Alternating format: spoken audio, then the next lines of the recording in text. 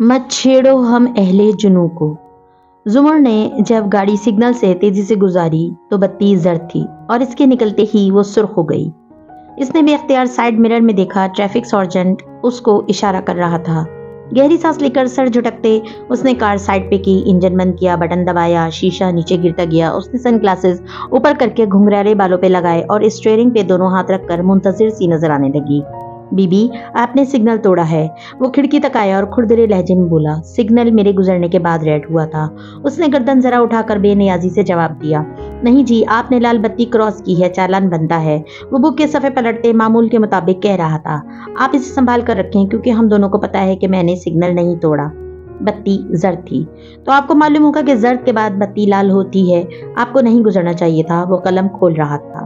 फिर आपको भी मालूम होगा कि आपके सिग्नल का टाइमर खराब पड़ा है। उसने सिग्नल की जानिब इशारा किया। तो मुझे कैसे पता चलेगा कि कितने सेकंड के बाद बत्ती सुर्ख होनी है? बीबी, आप बहस क्यों कर रही हैं? चालान दें और जाएं। वो उकताकर बोला। जुबर ने अस्बात में गर्दन हिलाई, चाबी घुमाई और कार बंद कर दी। फिर सर उठाकर उसे देखा। मैं तो चालान नहीं दूंगी क्योंकि मेरी गलती नहीं है और ऑफिसर आप मुझसे ऊंची आवाज में काफी बदतमीजी से बात कर रहे हैं, इसलिए मैं करूंगी ये कि मैं कार इधर साइड पे लगाऊंगी, फिर डिस्ट्रिक्ट बार फोन करूंगी। आधे घंटे में यहाँ बार के नुमाइंदे और 2 मुखालिफ मीडिया के चैनल्स के कैमरे होंगे और मैं इसी जगह प्रेस कॉन्फ्रेंस करके उनको बताऊंगी किस तरह ना अहल ट्रैफिक पुलिस अपने टाइमर ठीक करवाने के बजाय खवातीन को रोककर उनसे बदतमीजी कर रही है। और जब सारा मीडिया आईटी ट्रैफिक को लाइन पे लेकर उनकी कारकर्दगी पे सवाल उठाएगा तो यकीनन सबसे पहले इस ऑफिसर का नाम जानना चाहेंगे जिसने खातून को गलत रोककर ना सिर्फ उसे समात पे वक्त पे पहुंचने से रोका, क्योंकि मैं डिस्ट्रिक्ट प्रोसिक्यूटर जुमर यूसुफ हूँ और अगर मैं 5 मिनट भी लेट हुई और उससे केस पे जरा सा भी असर पड़ा तो मैं इस अमर को यकीनी बनाऊंगी कि आप अपनी जिंदगी के अगले 5 साल अदालत के धक्के खाते हुए गुजारेंगे। मैं जिन लोगों से रोजाना डील करती हूँ वो कातिल, चोर और रेपिस्ट होते हैं, इसलिए मेरी कार से हाथ हटाएं, जाकर अपनी ड्यूटी करें और मुझे मेरी ड्यूटी करने दें। उसने ग्लासेस वापस आंखों पे लगाए, चाबी घुमाई, एक्सीलेटर पर दबाव बढ़ाया।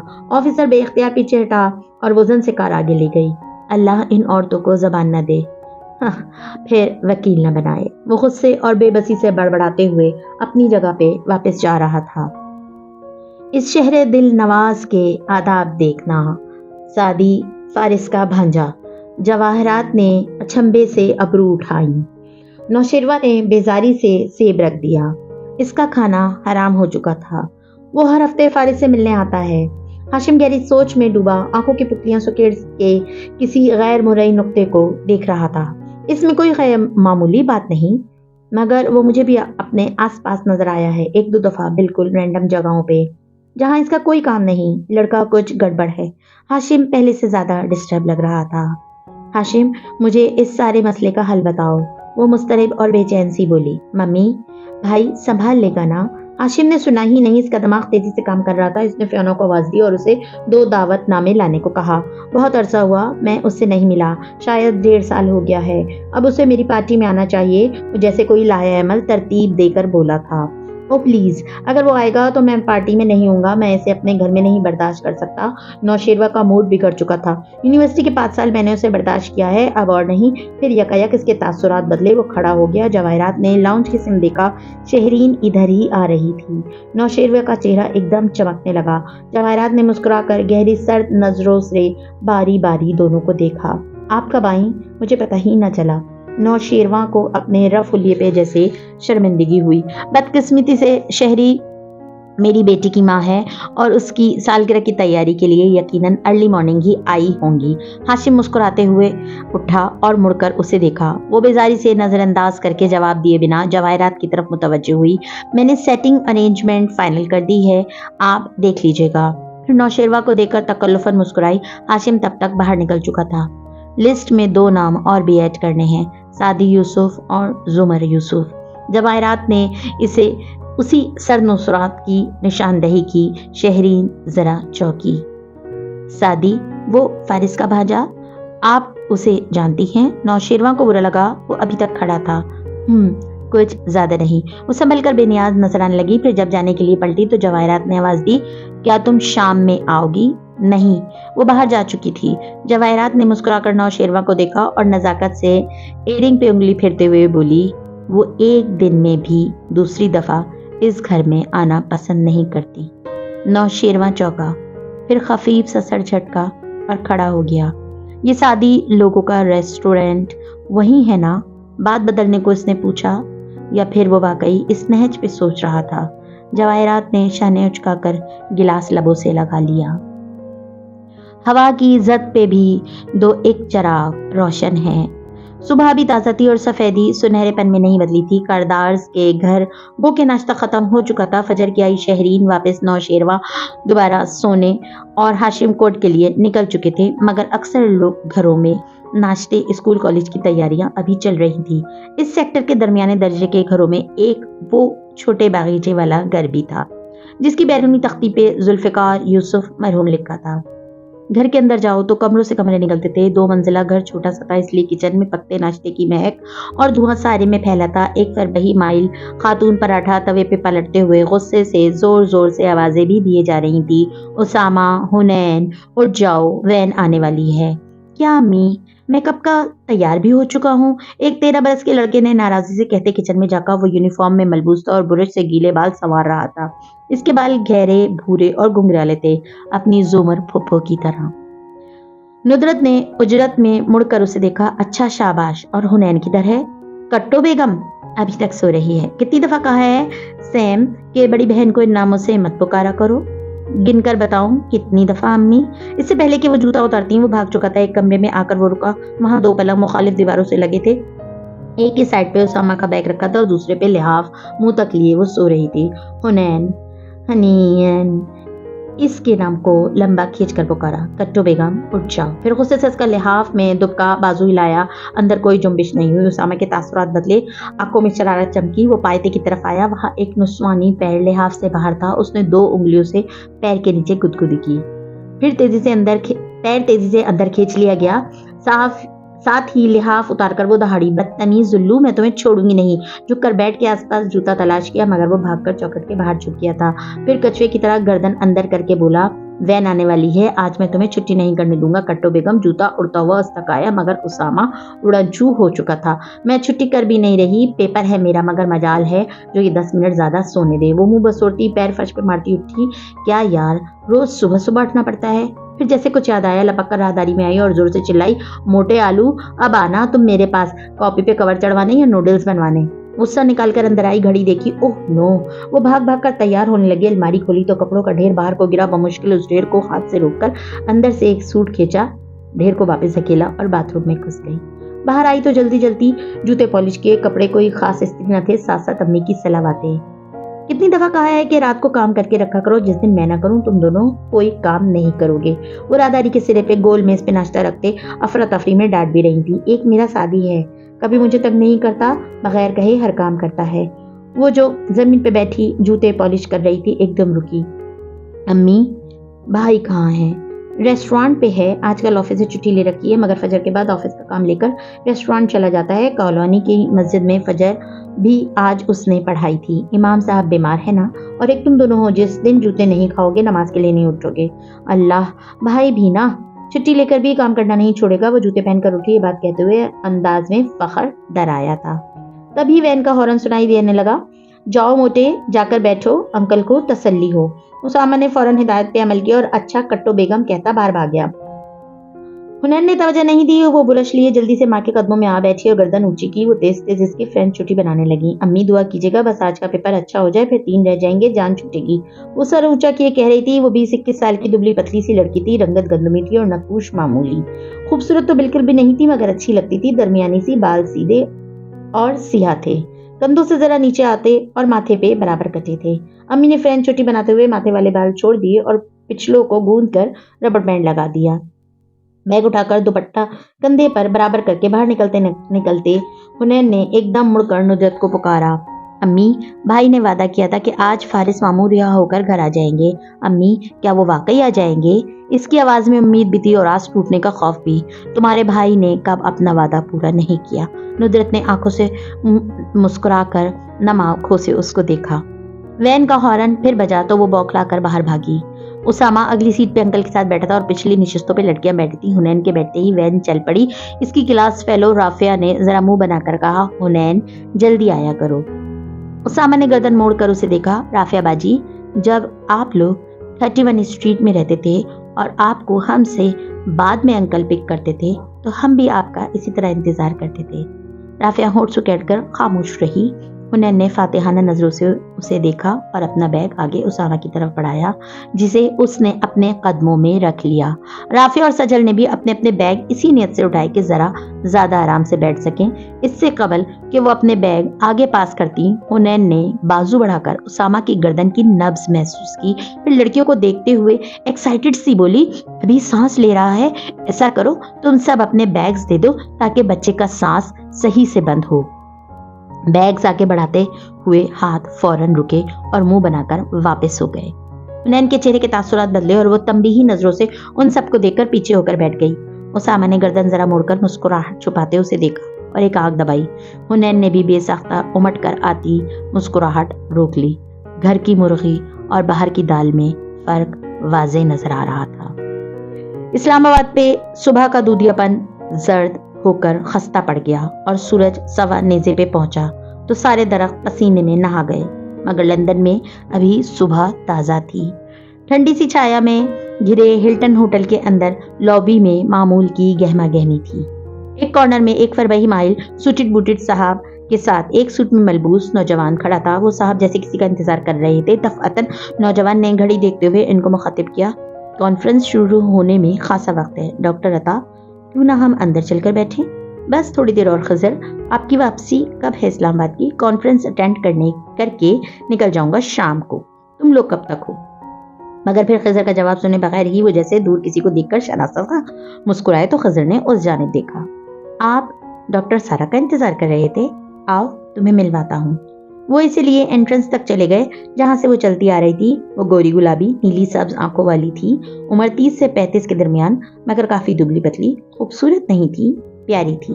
مسکراتی تو آنکھوں کے گرد لکیریں پڑتی۔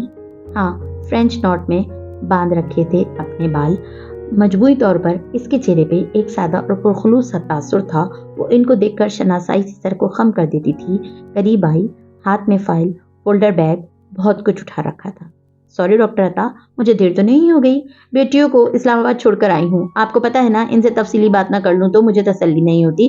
بہت سادہ اور معذرت بھرے انداز میں بولی۔ بالکل ایسا ہی ہے، اچھا ان سے ملو، یہ ہے خضر، پلاننگ کمیشن میں شاید تم نے کبھی ان کو دیکھا ہو۔ اور خضر، یہ ڈاکٹر سارا غازی ہیں، کیمیکل انجینئر ہیں، تھرکول پاور پروجیکٹ کی پروجیکٹ ڈائریکٹر، پروسیس ڈیزائن میں پی ایچ ڈی کرنے والی پہلی پاکستانی، اور آج کے انٹرنیشنل انرجی ایجنسی کے اس سیمینار میں ہمارے ملک کی نمائندگی کریں گی۔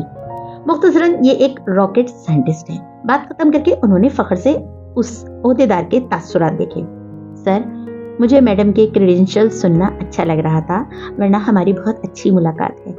میڈم کا پلاننگ کمیشن میں روز کا آنا جانا ہے، خضر نے تب بتایا جب وہ سب کہہ چکے۔ سارا نے مسکرا کر سر اسوات میں ہلایا۔ ڈاکٹر عطا بے حد محظوظ نظر آنے لگے۔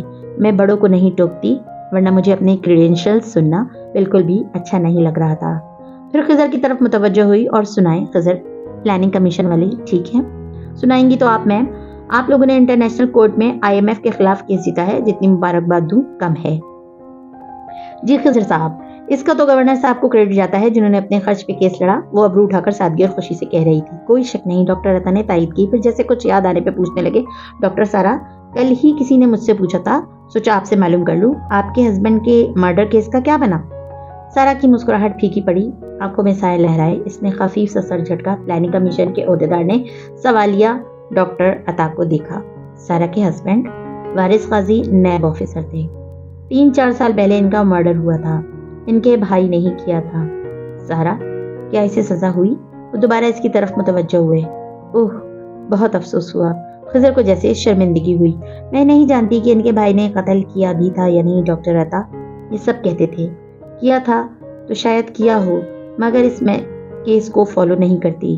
انتقام، قصاص، بدلہ، ان سب سے کچھ حاصل نہیں ہوتا۔ میرا کل اثاثہ میری بیٹیاں ہیں اور وہ ابھی بہت چھوٹی ہیں، سو میں کسی ایسے معاملے میں نہیں انوالو ہونا چاہتی جو ان کی سیفٹی کو خطرے میں ڈالے۔ بھری محفل میں کسی کا دکھ کا ذکر چھیڑ دینا बुरी नीयत से हो या अच्छी नीयत से, दिल हमेशा एक तरह से ही दुखाता है। वो भी अफसुर्दा हो गई थी। मैम, आपसे कुछ डॉक्यूमेंट्स मांगे थे मैंने, आपने कहा था मेल करवा दूंगी, मगर मुझे मिले नहीं अभी तक। खिज़र ने जैसे बात बदली। वो अभी तक लॉबी में खड़े थे और माहौल खासा सुगवार हो गया था। लम्हे भर में वो तीनों इर्द गिर्द से कट गए। सारा जबरदस्ती मुस्कुराई। आई एम सॉरी खिज़र, मेरे सीनियर इंजीनियर छुट्टी पे है कुछ दिनों की। मैं शाम में इस्लामाबाद वापस जा रही हूँ, जाते ही उसको याद करवाऊंगी, वो आपको मेल कर देगा। ओह हाँ, मैं पूछने लगा था, आपका सीनियर इंजीनियर आपके साथ साथ होता है हमेशा? आज नजर नहीं आ रहा, वो किसी जाती काम में मसरूफ है। कहते हुए इसकी जबरदस्ती की मुस्कुराहट कुदरती मुस्कान में बदलने लगी। खिज़र ने माथे को छुआ। मैं इसका नाम हमेशा भूल जाता हूँ, कहीं ये ना हो कि मैं इसकी मेल मिस कर दूं। सादी यूसुफ, सारा ने याद दिलाया। फिर चेहरे पे दोबारा बशाशत लाते हुए उन दोनों को देखा। अंदर चलते हैं, आज हमारे पास तवानाई की दुनिया को दिखाने और बताने के लिए बहुत कुछ है।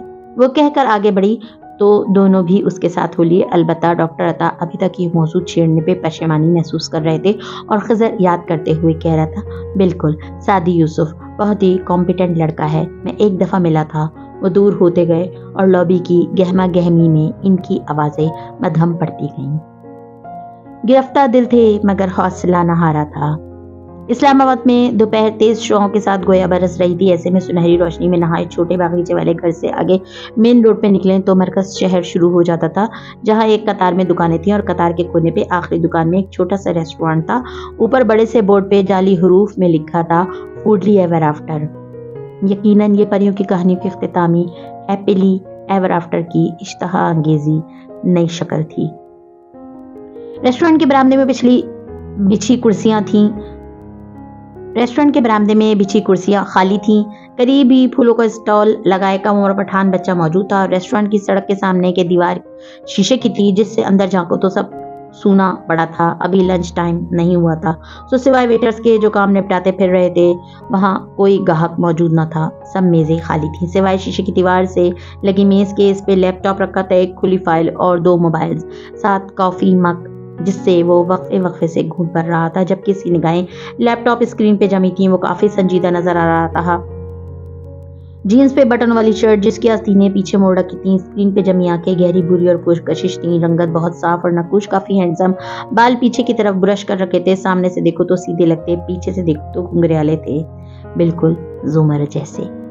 इसकी मजमूई शख्सियत जहन पे एक साफ सुथरा खुशगवार सा तासुर छोड़ती थी। लैपटॉप की तरफ देखते हुए वो गाहे बगाए एक नज़र इन फोन्स पर भी डाल लेता। करीब से गुजरता वेटर भी इन ही फोन्स को देख रहा था। सादी भाई, वेटर ने रुककर उसे मुखातिब किया।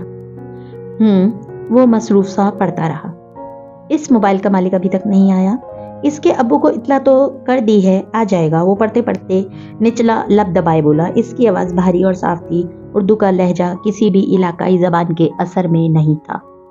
बड़ा कोई लापरवाह लड़का था, इतना कीमती मोबाइल मेज पे छोड़ गया। आप ना देखते तो कोई चुरा कर ले जा चुका होता। सादी के लबों पे हल्की सी मुस्कुराहट आई। गर्दन हिलाए बगैर सिर्फ निगाहें उठाकर वेटर को देखा। कस्टमर तो इसके बाद आए ही नहीं। मैं ना होता तब भी तुम दोनों फिर तो रहे हो, फिर कौन चुरा कर ले जाता? वेटर झीम गया। मतलब गुम सकता था, गिर सकता था। शुक्र आपने देख लिया। मैडम की तरह आप भी बहुत दयानतदार हैं भाई। थोड़ा सा मक्खन क्रीम सूप के लिए बचा कर रखो। जुनेद हल्की सी मुस्कुराहट के साथ नरम सी तंबीह करता। वो अब कुछ टाइप कर रहा था। जुनेद गड़बड़ा कर वहां से उठ गया। दफअतन इसने मोबाइल उठाया और कॉल मिलाई। ये इसका अपना मोबाइल था। सादी यूसुफ बात कर रहा हूँ, थरकोल से। जी। उसने रुककर सुना, फिर अस्पात में सर हिलाकर बोला, जी मैंने वो रिपोर्ट देख ली है, मगर जो चीज़ मैंने आपसे मांगी थी वो मुकम्मल नहीं है। मैं आपको अपनी डिमांड लिखकर मेल कर रहा हूँ। अगले हफ्ते हमें फील्ड पे जाना है, तब तक। वो धीमे मगर कतई लहजे में बात कर रहा था। इतने में बाहर से फूलों वाला पठान लड़का आकर इसके सामने कुर्सी खींचकर बैठ गया। हाँ गुल खान, कैसे हो? फोन बंद करके उसने फिर से टाइप करते हुए उसको मुखातिब किया। यार सादी भाई, तुम्हारे शहर का लोग बड़ा खराब है। बड़े ही बिगड़े मूड में कहते हुए टांग पे टांग रखी और नाक से मक्खी उड़ाई। अच्छा, अब क्या कर दिया मेरे शहर के लोगों ने? वो जो सड़क के दूसरी तरफ बैठा है ना, इशारे पे सादी ने उस तरफ देखा, जहां दूर फूलों का एक और स्टॉल लगा था, जिसको गुलखान से जरा बड़ा बच्चा चला रहा था। वो खाना खराब का बच्चा हमारा फूल चुराने की पीछे होता है। अच्छा, तुम इसीलिए यहाँ आकर बैठ गए हो ताकि उसे चुराने में मुश्किल ना हो। सादी ने समझकर इस बात में सर हिलाया। यार सादी भाई, मजाक ना किया करो हमारे साथ, वो हमारी नजर के निशाने पे है। फिर आगे होकर बोला, भाई तुम्हारा नाम साद है ना, मतलब प्यार से सादी कहते हैं। नहीं, मुझे गुस्से से भी सब सादी कहते हैं। साद नहीं है, ये सादी ही है, शेख सादी से। वो बच्चे को देखे बगैर काम करते हुए कह रहा था, तुम्हारा अब्बू कैसा है? सुबह नमाज पे नहीं आता, बस अब बाबा हमारी तरह थोड़ी है कि पहली अजान पे उठ जाए, उसने गर्दन अकड़ा कर कहा। हाँ, और फिर मस्जिद में आकर सजदे में सो जाए। देख रहा था मैं तुम्हें आज। गुल खान बुरा सा मुंह बनाकर सीधा हुआ। यार तुम्हारा एक आंख पीछे भी लगा हुआ है, कभी तो माफ कर दिया करो। तुम इतना लंबा सूरत पड़ता है, हमें नींद आ जाता है। फिर कुछ याद आने पे तासुरात बदले। दिलचस्पी से मजीद आगे को हुआ, भाई तुमने इतना अच्छा कुरान पढ़ना किधर से सीखा? मेरे स्कूल के एक कारी। वो बताते बताते रुका, जैसे कुछ याद आया। सर उठाकर जुनैद को पुकारा। स्कूल का ऑर्डर तैयार हो गया। साथ ही वॉल क्लॉक को देखा। कौन सा ऑर्डर भाई? जुनैद, सुफियान दोनों भागे आए। सादी ने अचंभे से दोनों को देखा। क्या मतलब? फहीम ने नहीं बताया? कल मैं उधर था जब फोन आया था, पिकनिक का ऑर्डर था, फहीम को बताकर गया था मैं। वो कहते ही खड़ा हुआ था जैसे अलार्म सा बज रहा हो कहीं। फहीम तो बीमार था, आज आया ही नहीं, उसने तो कोई जिक्र ही नहीं किया भाई। या अल्लाह, 2 घंटे तक डिलीवरी करनी है और यहाँ काम भी नहीं शुरू हुआ। वो उठते हुए चीजें समेटने लगा। उसका इरादा भाप कर दोनों बौखला गए। भाई आप रहने दे, हम कर लेंगे। उनकी कॉल मैंने उठाई थी, ऑर्डर मैंने नोट किया था। जब उन्होंने नाम पूछा तो मैंने सादी यूसुफ बताया था। मैंने उनको जबान दी है कि आज से दोपहर तक ऑर्डर तैयार होगा, तो अब वो मेरे भरोसे आएंगे, सो ऑर्डर भी मुझे ही पूरा करना है। और तैयत से कहता वो लैपटॉप बंद करके मेज के पीछे से निकला। गुलखान ने इसका कप उठाकर कॉफी चखी। सादी के खुद को देखने पे मुस्कुराया। हम पे तो पराए घर का पानी भी हराम है, मगर तुम तो अपना भाई है। 2 घूंट और भरे। सादी इसका कंधा थपककर रिसेप्शन तक आया। एकदम गुल खान, ओह खाना खराब कहता कब छोड़कर भागा। इंतु ने मुड़ कर देखा, सड़क पे मुकाबिल वाला लड़का फूल उठाए भाग रहा था। गुलखान इसके पीछे लपक रहा था। एक सफेद गाड़ी करीब आती दिखाई दे रही थी। सादी वापस रजिस्टर की तरफ मतवज्जा हुआ, मगर जहन में जैसे कुछ चटका। सफेद गाड़ी? इसने तेजी से गर्दन मोड़ी। वो सफेद रोल्स रॉयस थी और इसके मालिक को तो वो लाखों में पहचानता था। नौशेरवां कारदार। वो बेख्तियार गिलास जोड़ के करीब आकर खड़ा हो गया। तू ठहर तो सही। दोनों लड़के आगे पीछे भागते सड़क पे आए। रोल्स रॉयस ने एकदम ब्रेक लगाए, टायर चिड़चिड़ाए। दूसरा तो भाग गया था। गुलखान दबक कर सर पे हाथ रख के सड़क पे बैठ गया। गाड़ी का दरवाजा खोलकर सुर्ख चेहरा लिए नौशेरवां तेजी से बाहर निकला। अंधे, इडियट, तुम्हारे बाप की सड़क है, चलने की तमीज नहीं है। अभी मेरी गाड़ी कहीं लग जाती तो कैसे नुकसान पूरा करते? अपने माँ बाप को बेचकर। उसका जैसे बस नहीं चल रहा था लड़के को 2 थप्पड़ लगा दे। ड्रेस पैंट शर्ट ऊपर बना आस्तीन के वेस्ट में मलबूस वो ऑफिस की तैयारी में लग रहा था। सादी जीन्स की जेबों में हाथ डाले कदम कदम चलता बाहर आया और रेस्टोरेंट का सब्जा अबूर करके सड़क के किनारे आ रुका। और अगर तुम्हारी गाड़ी से इस बच्चे को चोट लग जाती तो तुम किसको बेचकर नुकसान पूरा करते? नौशेरवां जो बिगड़ते हुए रुख गाड़ी की तरफ पलट रहा था बेख्तियार पलटा। सादी को देखकर गुस्सा जैसे कम हुआ, मगर आंखों में तपिश और कीना बढ़ गया। गुलखान लपक कर सादी के पीछे आ खड़ा हुआ। अच्छा, मैं समझ गया। नौशेरवां ने तैश को दबाकर तंजिया मुस्कुराने की कोशिश की। ये शायद तुम्हारा मेन बिजनेस है। इन आवारा लड़कों को चोटें लगवाओ और फिर गाड़ियों के मालकान से रकम वसूल करो। Good good. ये करने से रेस्टोरेंट का किराया पूरा हो जाता है। सादी आंखें सुकेड़े ठंडे तासुरात के साथ उसे देखता रहा। मेरा असल बिजनेस तुम अच्छी तरह जानते हो।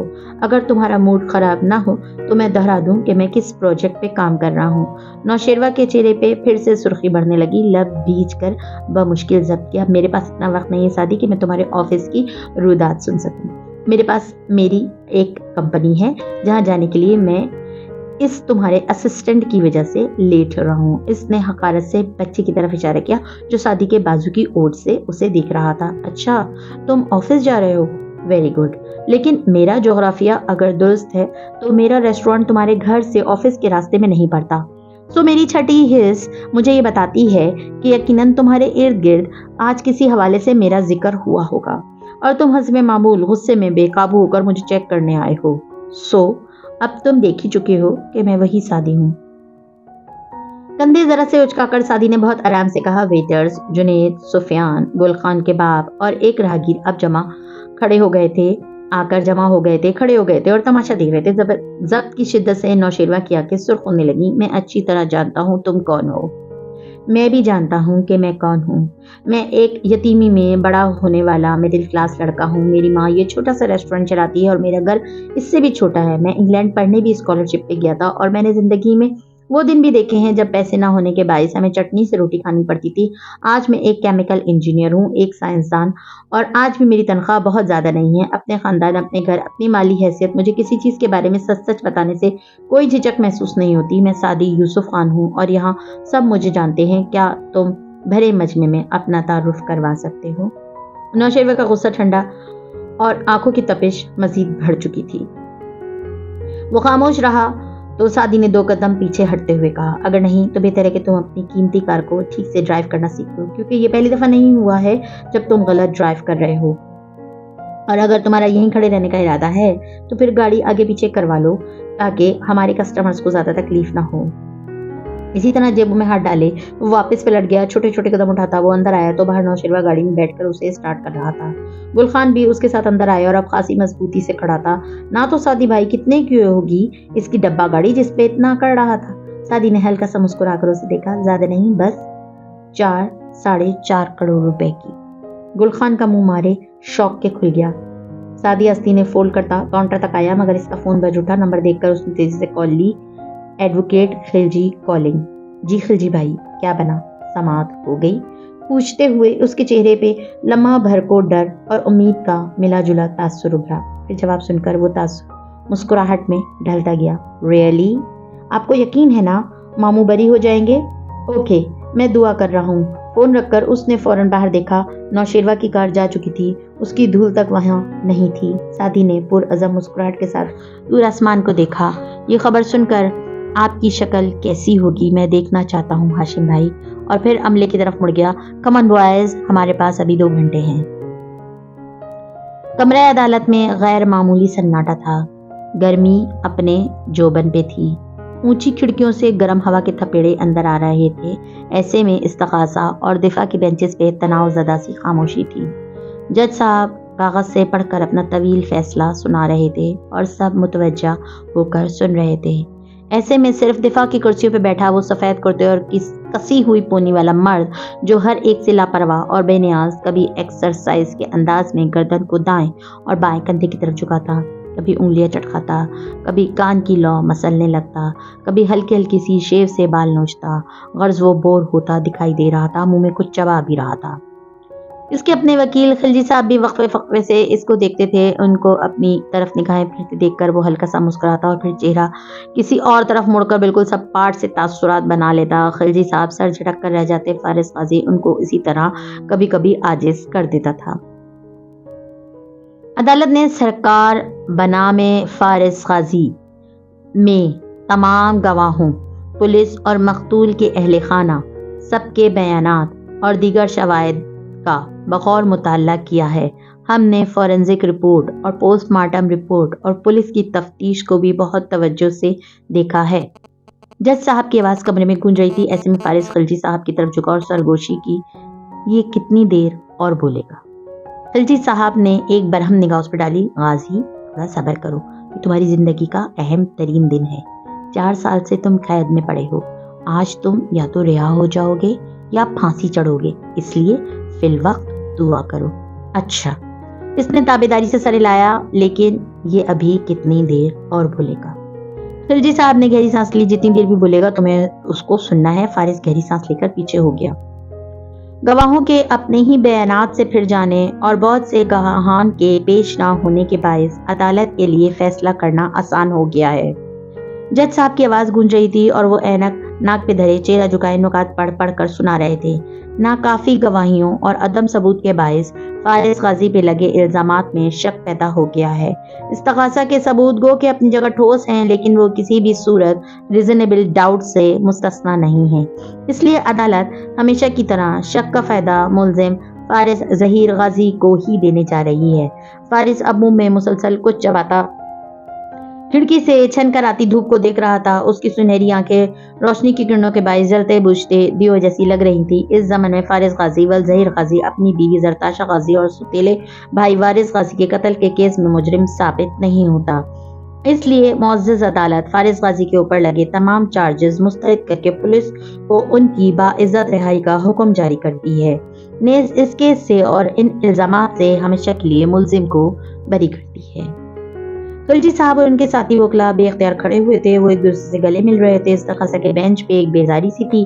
وہ حیران بھی تھے اور بدل بھی۔ خاموشی مجروح ہوئی تھی۔ جج صاحب فیصلہ سنا کر اٹھ کر جا رہے تھے۔ آوازیں بلند ہو رہی تھیں۔ ایسے میں خلجی صاحب نے ایک دم اسے ڈھونڈنا چاہا تو دیکھا وہ چپ چاپ کمرہ عدالت سے باہر جا رہا تھا۔ وہ اس کے پیچھے لپکے ان کا چہرہ فرتے جذبات سے تمتما رہا تھا۔ راہداری میں انہوں نے اسے جا لیا۔ وہ سپاہیوں کی میت میں جا رہا تھا مگر اس کو ہتھکڑی نہیں لگائی گئی تھی۔ غازی مبارک ہو۔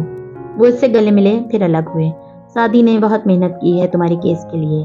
تمہیں بہت مبارک ہو کہ تم رہا ہو گئے ہو۔ ڈبل جیوپرڈی کے قانون کے تحت اب کبھی بھی ان 2 قتلوں کا مقدمہ تمہارے اوپر نہیں چلایا جائے گا۔ افسوس۔ فارس نے ہولے سے سر جھٹکا۔ اس کے چہرے پہ سادگی سی تھی۔ صبح 2 پولیس والوں سے جھگڑا ہوا میرا۔ ابھی ان کو سبق سکھانا تھا لیکن اب رہا ہو گیا ہوں۔ یہ نہیں ہو سکے گا۔ کچھ دن مل جاتے تو ان کی طبیعت اچھے سے صاف کرتا۔ خلجی صاحب نے افسوس سے اسے دیکھا۔ تمہیں جیل نے کیا بنا دیا ہے فارس غازی؟ سوائے لڑائی جھگڑے کے تم ہر چیز بھولتے جا رہے ہو۔ تمہاری زبان بھی سی کلاس قیدیوں والی ہو گئی ہے۔ لے، سی بلاک میں ہی تو تھا۔ اس نے شانے اچکائے۔ خلجی صاحب نے بہت سے سخت الفاظ اندر روکے۔ لیکن اب تم رہا ہو گئے ہو۔ اب تم نے اپنی زندگی میں کوئی جلد بازی اور بے وقوفی نہیں کرنی۔ اب یہ بدماشوں والے کام چھوڑ دو۔ شریف آدمی بن کر رہو جیسے سوسائٹی میں رہا جاتا ہے۔ تمہارے خاندان نے بہت بھاگ دوڑ کی ہے تمہارے لیے، اب ان کو اپنی طرف سے پریشان نہ کرنا۔ اچھا۔ وہ لاپرواہی سے ادھر ادھر دیکھ رہا تھا۔ چہرہ بے تاثر سا تھا۔ اب یہاں سے نکل کر کوشش کرنا کہ اچھی جاب ڈھونڈو، اچھی سی لڑکی سے شادی کرو اور ایک پرسکون زندگی گزارو۔ اپنے غصے کو کنٹرول کرنا سیکھو۔ باہر کی دنیا جیل جیسی نہیں ہے غازی۔ اس میں تم بات بات پہ لوگوں کی ہڈی پسلی نہیں توڑ سکتے۔ اب تمہیں اپنی زندگی کو سنجیدہ لینا ہوگا۔ پھر رک کر اسے دیکھا۔ کچھ پوچھو کہ نہیں اپنے کیس کے بارے میں؟ فارس نے سنجیدگی سے انہیں دیکھا۔ فیس مل گئی آپ کو ابھی یا نہیں؟ خلجی صاحب نے گویا برا مان کر اس کا چہرہ دیکھا جو بالکل سپاٹ تھا، جیسے کسی بات کا کوئی اثر نہ ہوا ہو۔ اس سے پہلے کہ وہ کچھ کہتے انہوں نے یکایک کچھ محسوس کیا، جیسے ایک لمحے کے لیے کچھ بدلا تھا فارس کی نگاہوں کا رخ۔ وہ ان کے کندھے کے پیچھے کسی کو دیکھ رہا تھا اور اس کی آنکھوں کی ساری کیفیت بدل گئی تھی۔ خلجی صاحب نے پلٹ کر دیکھا۔ راہداری میں بہت سے لوگ چلتے جا رہے تھے۔ ان میں وہ بھی تھی گھنگریالے بالوں والی پروسیکیوٹر جس کی ناک میں ہیرے کی ایک لونگ دمک رہی تھی۔ وہ 2 عورتوں کے ہمراہ چلتی، سیدھ میں دیکھتی آگے جا رہی تھی۔ فارس کے قریب سے گزری تو نگاہ اٹھی۔ اس کی آنکھیں بھولتی ایک ثانیے کو بھوری آنکھیں سنہری آنکھوں سے ملی، پھر وہ آگے بڑھ گئی۔ فارس غازی کا چہرہ اس ایک پل میں بالکل بدل گیا تھا جیسے وہ کوئی اور انسان ہو، لیکن اگلے ہی پل وہ واپس ویسا ہی ہو گیا اور سر جھٹک کر دوسری سمت میں ہو لیا۔ خلجی صاحب نے بہت دفعہ ان دونوں کو راہداریوں اور برآمدوں میں ایک دوسرے کے پاس سے گزرتے دیکھا۔ ہر دفعہ یہ ایک لمحہ ضرور آتا تھا۔ اس کی رہائی کی خبر ہاشم کو جب ملی تو وہ کوریڈور میں کھڑا کسی سے فون پہ بات کر رہا تھا۔ اس نے کمال ضبط سے اپنے کڑوے ہوتے تاثرات چھپا لیے۔ وہ ابھی اتنا مصروف تھا کہ ایک دم ریئیکٹ نہیں کر سکتا تھا۔ البتہ اس نے خود سے عہد کیا کہ اگر اس میں سعدی کا ہاتھ ہے تو اسے حساب دینا ہوگا، اور توجہ زمر کی طرف مبذول کر دی جو سامنے سے فائل کے صفحے سرسری انداز میں پلٹتی تیز تیز اس طرف آ رہی تھی۔ ایک معمر خاتون اور ایک دوپٹہ اوڑھے نوجوان لڑکی بھی اس کے ہمراہ تھی۔ ہاشم کوریڈور کے سرے پہ سے ملا تھا۔ زمر اس کے سلام کا مختصر سا جواب دے کر آگے ہو لی۔ وہ بنا کچھ کہے ساتھ چلنے لگا۔ ایک کریو کٹ والا نوجوان اس کے بائیں جانب تھا۔ کورٹ روم تک کی یہ وہ خاموشی سے کٹ جاتی اگر ہاشم کی کسی بات کے جواب میں وہ نوجوان بگڑے تاثرات سے یہ نہ کہتا، انہیں میرا شکر گزار ہونا چاہیے کہ میں رقم ادا کر رہا ہوں، ورنہ کورٹ میں یہ مجھے ریپسٹ یعنی عزت لوٹنے والا ثابت نہیں کر سکتے۔ ساتھ ہی دبے دبے غصے سے اس لڑکی کو دیکھا۔ ہاشم نے نظروں سے تنبیہ کی مگر زمر کے قدم ایک دم رک گئے۔ وہ گھوم کر اس کے سامنے آئی اور سنجیدہ مگر تیکھی نگاہوں سے اس کو دیکھا۔ آپ کو میرا شکر گزار ہونا چاہیے کہ میں نے آپ کو سیٹلمنٹ دی ہے، ورنہ اگر ہم ٹرائل پہ جاتے تو آپ کو معلوم ہے کیا ہوتا؟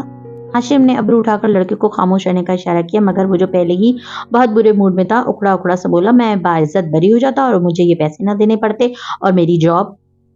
मुद्दई लड़की की माँ तल्खी से कुछ बड़बड़ाई थी। हाशिम ने लड़के को हाथ उठाकर खामोश किया और जुमर को देखकर संजीदगी से बोला, मैडम प्रोसिक्यूटर, मैं आपको बताता हूँ कि ट्रायल पे जाने के बाद क्या होगा। अल्फाज की संजीदगी के बावजूद हाशिम की मुस्कुराहट बरकरार थी। 12 साल, कम से कम भी 12 साल केस अदालत में चलेगा और कुछ साबित नहीं होगा। सना ने फरीद को खुद वहां बुलाया था। मेरे पास इनके टेक्स्ट मैसेजेस का रिकॉर्ड है और इस बात से सना इनकार नहीं कर रही है कि इनका छोटा मोटा सही मगर अफेयर तो था। ना सिर्फ मैं अदालत में इस अफेयर को सबूत के तौर पे पेश करूंगा, बल्कि 10 ऐसे लोगों को भी लाऊंगा जिनको इस लड़की ने जिंदगी में कभी देखा भी नहीं होगा, और वो कुरान पे हाथ रखकर कहेंगे कि ये इनके साथ भी यही कर चुकी है। मैं इसको अदालत में पेशावर औरत साबित करके दिखाऊंगा। इसका खानदान और मोहल्ला इसको डिसोन कर देगा, कोई इससे शादी नहीं करेगा और 12 साल बाद आखिरी पेशी पे जब ये रिहा हो जाएगी तो इसके पास ना शौहर होगा ना बच्चे।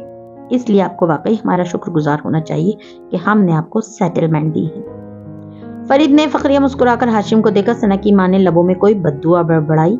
सना के चेहरे का रंग बदल चुका था। जुमर हल्का सा मुस्कुराई और नफी में सर हिलाया।